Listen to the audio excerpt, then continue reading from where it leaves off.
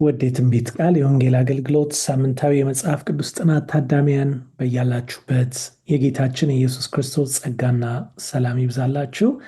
ባለፉት ተከታታይ የዚህ ጥናት መርሃ ግብራችን ከእግዚአብሔር ጋር ያለንን ግንኙነት በማሳደግ ዙሪያ ቅዱስ ቃሉን እያጠናን እንገኛለን። በዚህ ስድስተኛው የትምህርቱ ክፍል የጸሎት ተዋጊዎች በሚል ርዕስ እግዚአብሔር የሚያስተምረንን እንመለከታለን። በቅድሚያ ጸሎት በማድረግ እንጀምራለን። እግዚአብሔር ሆይ እናመሰግናለን። አንተ ከአንተ ጋር ባለን ግንኙነት ልታሳድገን የምትወድ የምትናፍቅ አባት ስላለህን ተመስገን።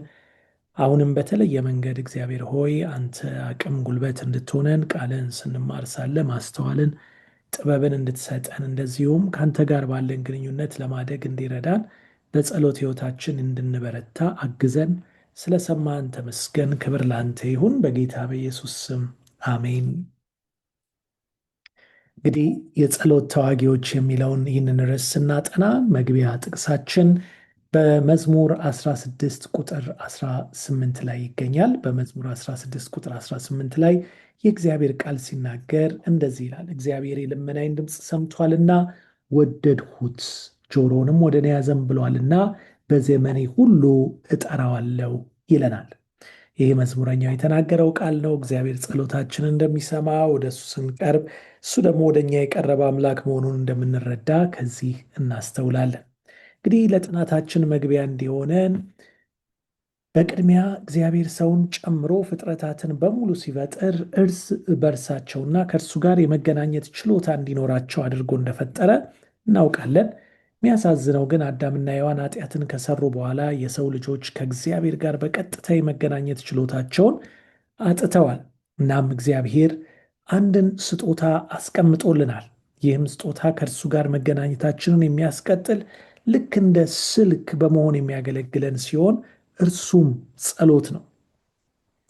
ዳንኤል ሄኖክንና ሙሴን ይህንን ኃይለኛ ረድኤት እንዴት በመጠቀም እንደምንችል የሚያሳዩን ሁነኛ ምሳሌ ሆነው እናገኛቸዋለን። ስለዚህ ጥናታችን በእነዚህ ሶስቱ ላይ ያተኮረ ይሆናል። በቅድሚያ ዳንኤልን እንመለከታለን። በአደገኛ ጊዜያት ላይ እንዴት እንደጸለየ ትክክለኛውን የጸሎት አኳኋንም ደግሞ ከሱ እንማራለን። በመቀጠል ሄኖክን ደግሞ እናያለን። ሄኖክ ጸሎትን እንደ አንድ ክስተት ሳይሆን የሕይወቱ አካል አድርጎ ወስዶ የነበረ በሕይወቱ የጸለየ እንደሆነ እናያለን። በመጨረሻ ሙሴን ደግሞ ከእግዚአብሔር ጋር ያደረገውን ንግግርና በተለይም የሚታወቅበትን የምልጃውን ጸሎት በማየት ጥናታችንን ከፍጻሜ እናመጣለን ማለት ነው። ስለዚህ ይህንን አስተዋጽኦ በመከተል ወደ ጥናታችን ውስጥ ገብተን ጥናታችንን እንቀጥላለን። በቅድሚያ ዳንኤልን የምንመለከት ይሆናል። ዳንኤል በእርግጥም በጸሎት ሰውነቱ የሚታወቅ ነው። በአደገኛ ጊዜያት እንኳን ለመጸለይ ወደኋላ ያላለ ሰው ሆኖ እናገኘዋለን። እንዲያውም ዳንኤል ምዕራፍ 9 ቁጥር 3 ላይ ማቅ ለብሼ በአመድ ላይ ሆኜ ስጾምና እጸልይ እለምን ዘንድ ፊቴን ወደ እግዚአብሔር ወደ አምላክ አቀናው በማለት ይናገራል። በእግዚአብሔር ካለው መታመን የተነሳ ዳንኤል ጥበብን፣ አስተዋይነትንና ሕልምን የመፍታት ችሎታን ከእግዚአብሔር ተቀብሎ እንደነበር እናያለን። ይህን በዳንኤል ምዕራፍ 1 ቁጥር 8፣ 17ና 20 ላይ እናያለን። የእርሱና የጓደኞቹ ሕይወት አደጋ ላይ በወደቀበት ጊዜ እንኳን ዳንኤል በጸሎት ወደ እግዚአብሔር ቀርቦ እንደነበር እናያለን። በተለይ በዳንኤል ምዕራፍ 2 ከቁጥር 17 እስከ 23 ላይ ደን ስናነብሳለን የንጉሥ ናቡከደነጾር አዋጅ ወጥቶ የእሱን ሕልም ሊተረጉሙ ላልቻሉት ቤተ መንግስቱ አድርጎ ሊቀልባቸው የነበሩትን ሰዎች ገላለሁ ብሎ በተነሳ ጊዜ ዳንኤልና ጓደኞቹ ግን ጊዜ ይሰጠናሉ፣ ወደ አምላካቸው በጸሎት ቀረቡ። ከዚያም ለነሱ ብቻ ሳይሆን ለትውልዱ ሁሉ የሚሆንን መፍትሄ ይዘው እንደመጡ እናያለን። ዳንኤል ከነበረው የጸሎት ሕይወት ያዳበራቸው ባህሪዎች ምን ምን ናቸው ብለን የተመለከትን እንደሆነ በእርግጥም በምዕራፍ 6 ከቁጥር 3 እስከ 5 ላይ ተዘርዝረው እናገኛቸዋለን። መልካም አስተዳዳሪነትን ያገኘው በጸሎት ነበረ። ቀጥተኛነትን ያገኘው ወይም ደግሞ ንጹሕ የሆነን ሕይወትን ሊመራ የቻለው በጸሎት ነበረ።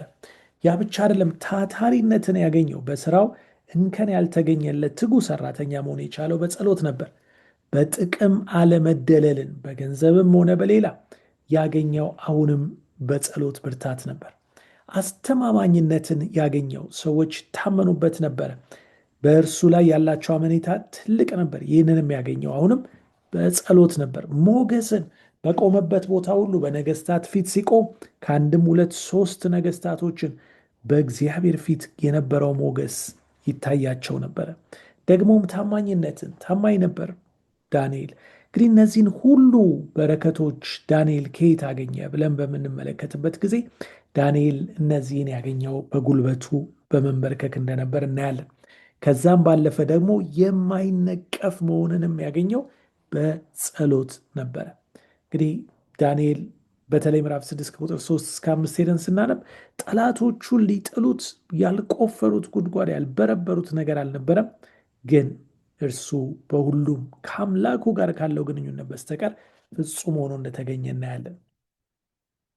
እንግዲህ ከዚህ የተነሳ ነው እሱን ሊጎዱት እነዚያ የእርሱ ባላንጣዎች አጉል የሆነ አዋጅ እንዲወጣ ያደረጉትና ጸሎት ለአማልክት ካልሆነ በስተቀር ለሌላ ለማንም እንዳይጸለይ የተከለከለው።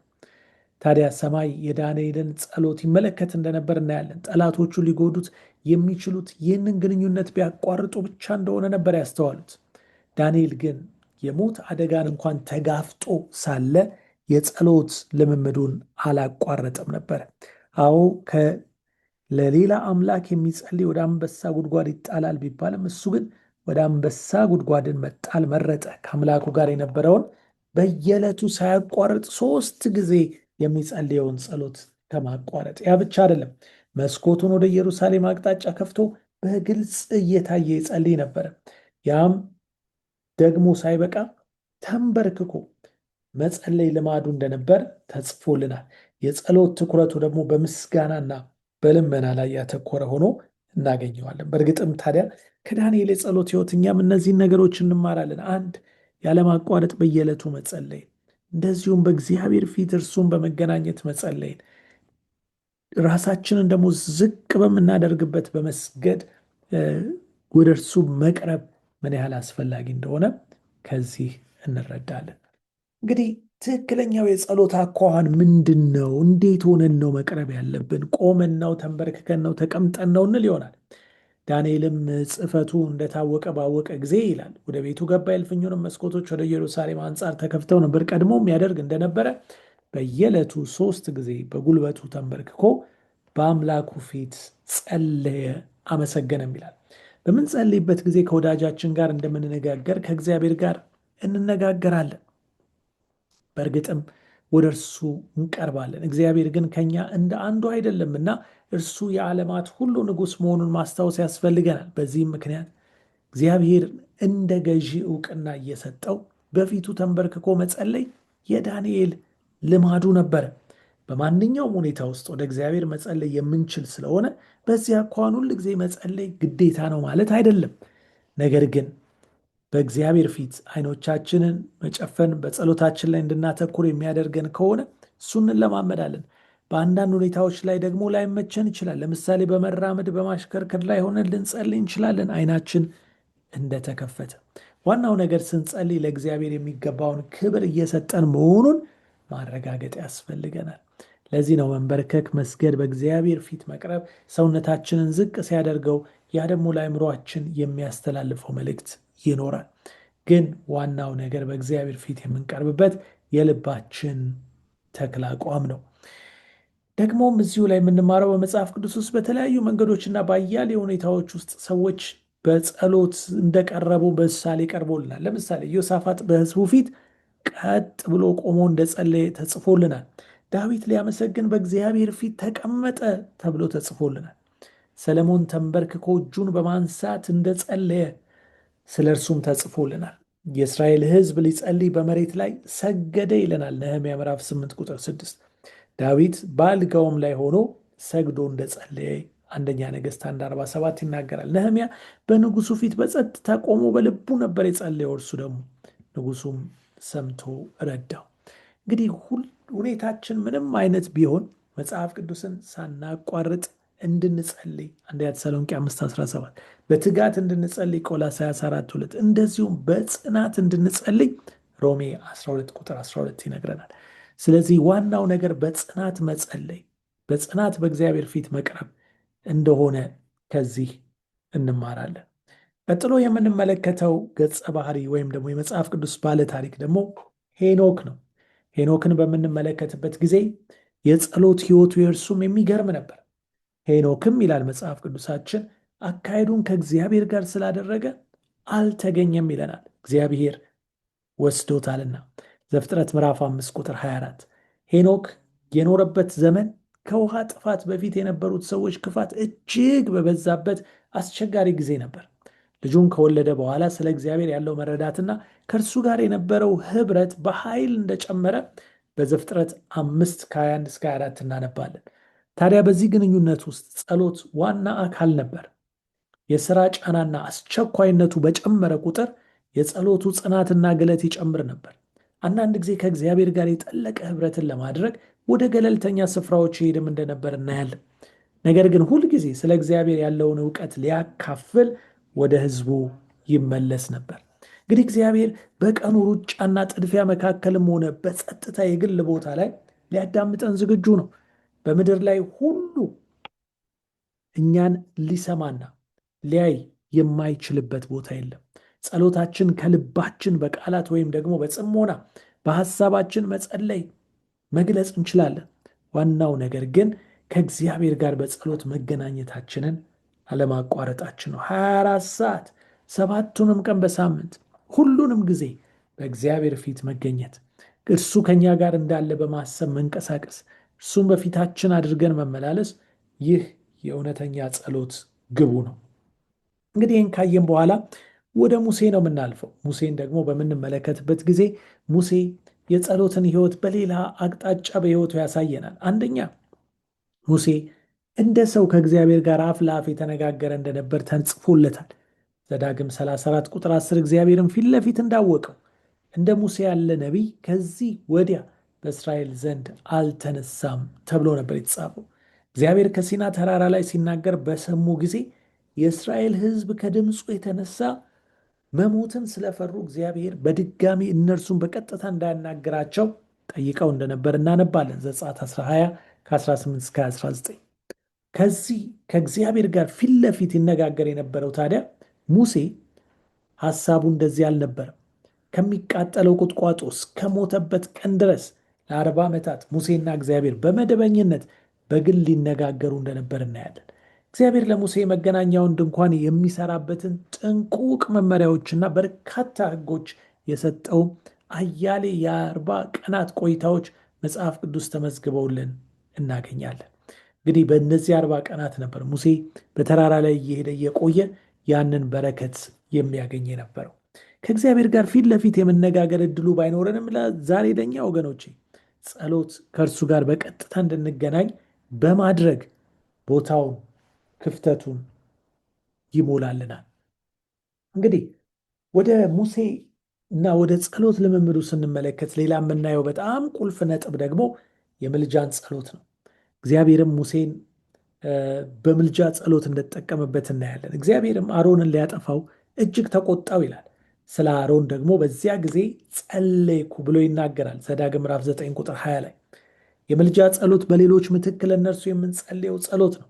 በያዕቆብ ምዕራፍ 5 ቁጥር 16 እንደዛ እንድንጸልይ አንዱ ለሌላው እንዲጸልይ ይመክራል። ማቴዎስ 5:44፣ አንደኛ ጢሞቴዎስ 2 ከ1 እስከ 14 ጳውሎስ ለገዢዎች እንኳን ሳይቀር እንዲጸለይ ሲናገር እናያለን። ሙሴ በተለያዩ ሁኔታዎችና በተለያዩ ምክንያቶች ለሌሎች የምልጃን ጸሎት ወደ እግዚአብሔር ጸልዮ እንደነበር እናያለን። ለቤተሰብ አባላቱ ጸልየዋል። አንድ ጊዜ በአሮን ልጅ ምክንያት አደጋ በሕዝቡ መካከል በተነሳ ጊዜ ዘዳግም ምዕራፍ 9 ቁጥር 20 ያን ጊዜ ሙሴ በምልጃ ጸሎት በእግዚአብሔር ፊት ቀረበ። በማርያም ማጉረምረም ምክንያት አሁንም ፈተና በመጣ ጊዜ ሙሴ ለእህቱ የምልጃን ጸሎት አቀረበ። ወደ ሕዝቡ ደግሞ በምንመለከትበት ጊዜ ውሃ በጠማቸው ጊዜ በምድረ በዳ ሲሄዱ ሲጮሁ ሙሴ ስለነሱ በምልጃ ሲጸልይ እናያለን። በጥምጋቸው ጊዜ ብቻ አይደለም፣ በረሃባቸው ጊዜ ደግሞ ረሃብን ባጠቃቸው ጊዜ ሙሴ አሁንም ለነሱ ሲማልድ እናያለን። ኃጢአት በሰሩ ጊዜ እንኳን ያንን የወርቅ ጥጃ ሰርተው ባመለኩ ጊዜ ሙሴ ስለነሱ እግዚአብሔር የእርሱን ስም ከሕይወት መጽሐፍ እስኪደመስስ ድረስ እርምጃ እንዲወስድበት ይጠይቀዋል። እንግዲህ ሌሎች እንዲጸልይ ሙሴን ያነሳሳው ለሌሎች እንዲጸልይ ያነሳሳው ምንድን ነበር ብለን እንጠይቅ ይሆናል። ይህ ተነሳሽነት የሚመነጨው ለሰዎች ከነበረው ፍቅር የተነሳ ነበር። ይህ ደግሞ ለእኛም ዋና መነሻ ምክንያት ሊሆንን ይገባል። ለሌሎች ሰዎች ያለን ፍቅር በጸሎት በእግዚአብሔር ፊት ይዘናቸው እንድንቀርብ ግድ ሊለን ይገባል። ያን ጊዜ ነው እግዚአብሔር በእኛ ውስጥ የሚከብረው የሚሰራው። እንግዲህ በቤተሰባችን ውስጥ በጋራ መጸለይ ያለብን ይላል። ከምንም በላይ ደግሞ ለነፍስ ሕይወትን የሚሰጣት ይህ ነውና የግል ጸሎትን በፍጹም መዘንጋት የለብንም። ጸሎት ተዘንግቶ ያለ ነፍስ ሕያው ልትሆን አይቻላትም። የቤተሰብ ወይም የጋራ ጸሎት ብቻ በቂ አይደለም። በድብቅ ቦታ ላይ ነፍስ ለእግዚአብሔር መርማሪ ዓይኖች ግልጥ ሆና መታየት አለባት።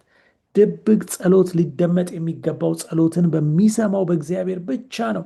የጠያቂ ጆሮ ሁሉ የጥያቄዎቻችንን ሸክሞች ሊሰሙ አይገባም።